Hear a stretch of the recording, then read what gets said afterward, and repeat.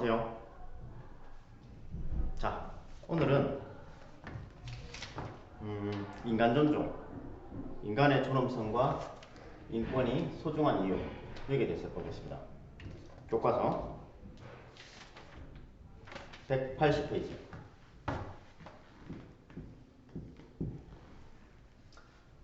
큰 단어는 사회 공동체와의 관계고, 인간 존중, 인간의 존엄성과 인권이 소중한 이유. 일단 인간의 존엄성과 인권은 왜 소중할까에 대해서 한번 살펴봅시다. 자, 여러분들과 나에게 인권이 있습니까? 동물에게는 인권이 있습니까? 일단 동물에게 인권이 없죠. 인권은 말 그대로 인간의 어떤 이제 권리, 이거는 인간의 어떤 이제 천부적인 권리에 대해서 얘기를 하는 겁니다.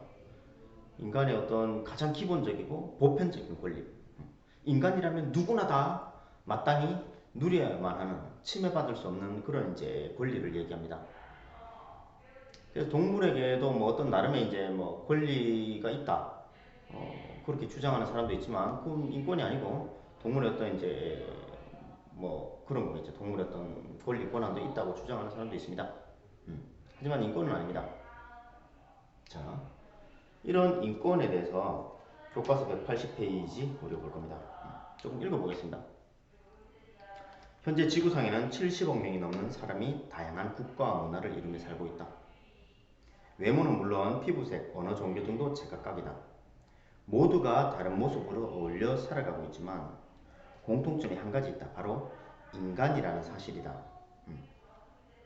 다른 사람에게 피해를 주지 않는 한 모든 인간은 자유롭게 살고 평등하게 대우받아야 된다. 인간은 어떠한 경우에도 목적을 위한 수단으로 이용될 수 없는 소중하고 존엄한 존재다. 자, 인간은 어떠한 경우에도 목적을 위한 수단으로 이용될 수 없는 소중하고 존엄한 존재다.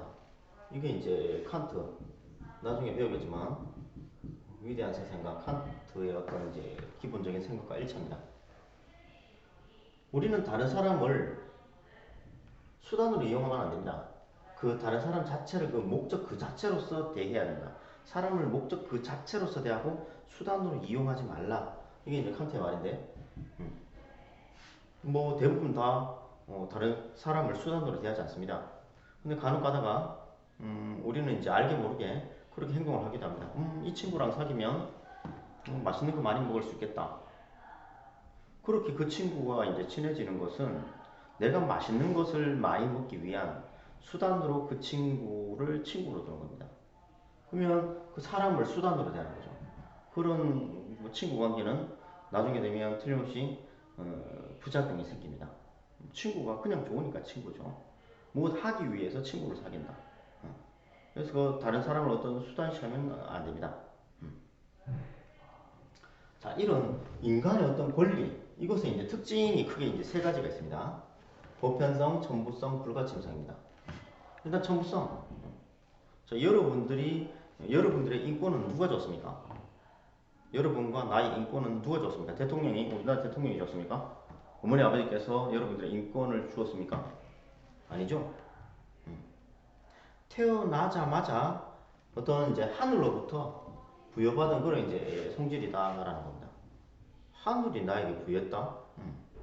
예전에는 먹고 살기 바빠서 이런 이제 인권에 대한 개념이 거의 없었습니다. 인간의 어떤 권리. 인권이라고 하면 굉장히 많은 것들을 포함하고 있습니다. 예를 들어서 생존권, 내가 인간으로서 인간답게 살아갈 권리, 이것도 사람이라면 누구나 다 가지고 있습니다.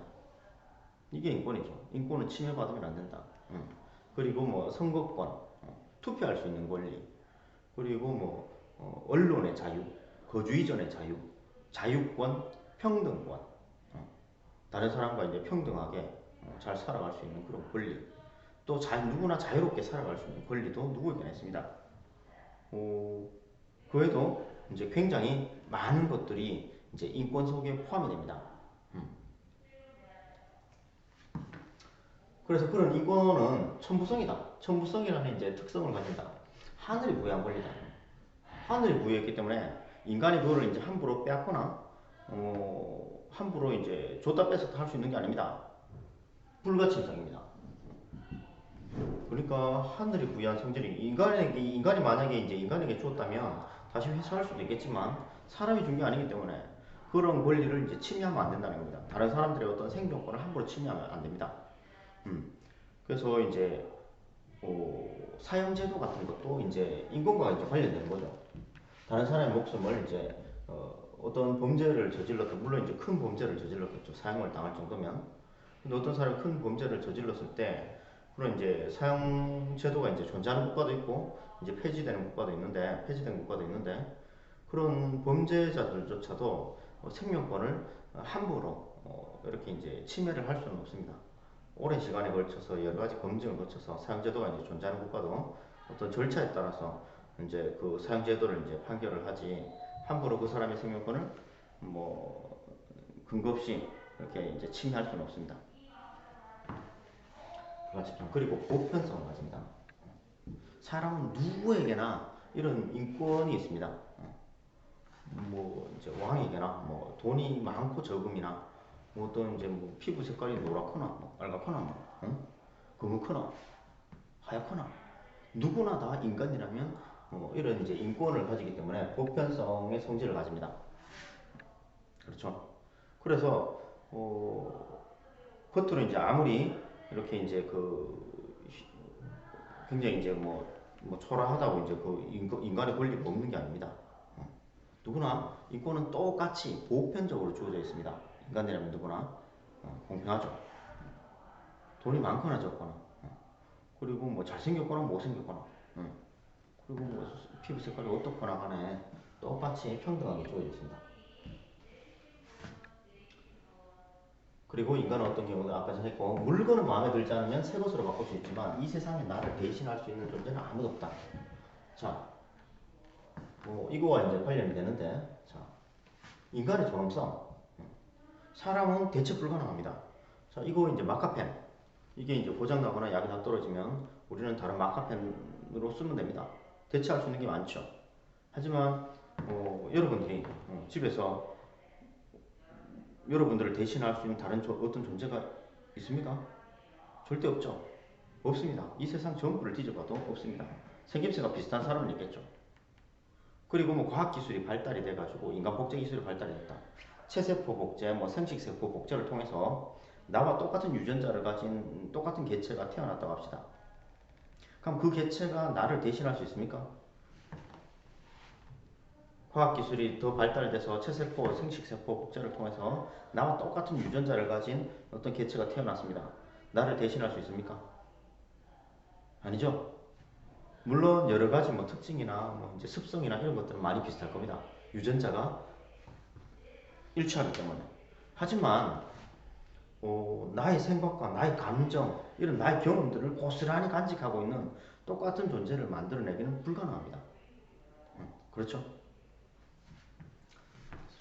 그래서 인간이 스스로 생각하고 행동하고 스스로 규칙을 정하고 거기에 따라서 자유롭게 그 규칙을 따르고 이런 존재 자체가 얼마나 경이롭습니까? 모든 생명 자체가 물론 이제 소중하고 귀중하지만 인간의 어떤 존엄성 자체가 어떤 그런 어떤 자율성이나 여러 가지 많은 이제 특성들을 이제 또 가지고 있고 그렇게 스스로 행동하고 자유롭게 자기 사고를 표현하고 감정을 느끼면서 이런 존재 자체가 굉장히 이제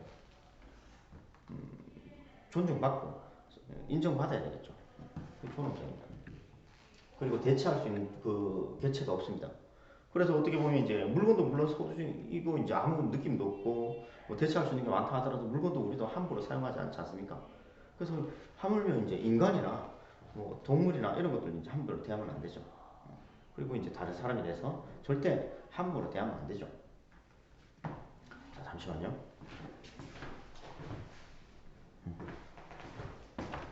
자, 그리고 인간의 존엄성을 실현하기 위한 사람들의 노력은 인권 사상으로 발전해 왔다. 자, 우리나라만 하더라도 뭐 인간의 권리 어떤 투표권 이런 것들조차도 훼손될 뻔했죠. 과거에 이제 군사 독재 시절에 어떤 이제 정부에서 우리가 선거 시절에 여러분들은 아직 이제 그 나이가 좀 더 이제 선거권을 가지게 됩니다만은 국민의 한 사람 한 사람이 이런 투표권, 선거권을 이제 가지기 위해서 엄청나게 많은 사람들이 음, 피를 흘리면서 이제 투쟁을 했습니다. 그런 이제 인간의 권리가 침해될 뻔한 여러 이제 계기와 시간들이 있었고, 그리고 과거 여러분들 이제 역사 시간, 사회 시간에 배우죠. 동학농민운동 이런 것도 어떤 신분 차별에 대해서 우리가 이제 그것이 부당하다라고 이제 주장한 거죠. 누가 가르쳤습니까? 누가 강요를 했습니까? 하지만 그런 게 아닙니다. 인간은 스스로 생각하고 이것이 뭔가 부당하다. 어떤 것에 대해서 부당하다고 시정을 요구할 수 있습니다. 그렇죠?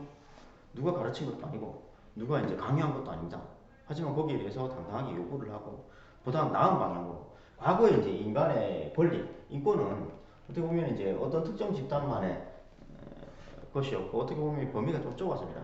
하지만 시대가 지남에 따라서 이제 점점 확대되고 보편성이 이제 확대되고 보다 더 나은 방향, 올바른 방향으로 나아가고 있습니다. 하지만 인간의 권리가 이런 것들이 언제 누군가에 의해서 또 침해될지 모르고 스스로 자기가 이런 인권에 대해서 당당하게 요구를 할 수 있고 인정 스스로 자신에 대해서 인정을 하고 이제 당당하게 요구를 할 수 있어야 됩니다. 왜? 누구에게나 주어진 하늘이 부여한 그런 권리이기 때문입니다. 불가치.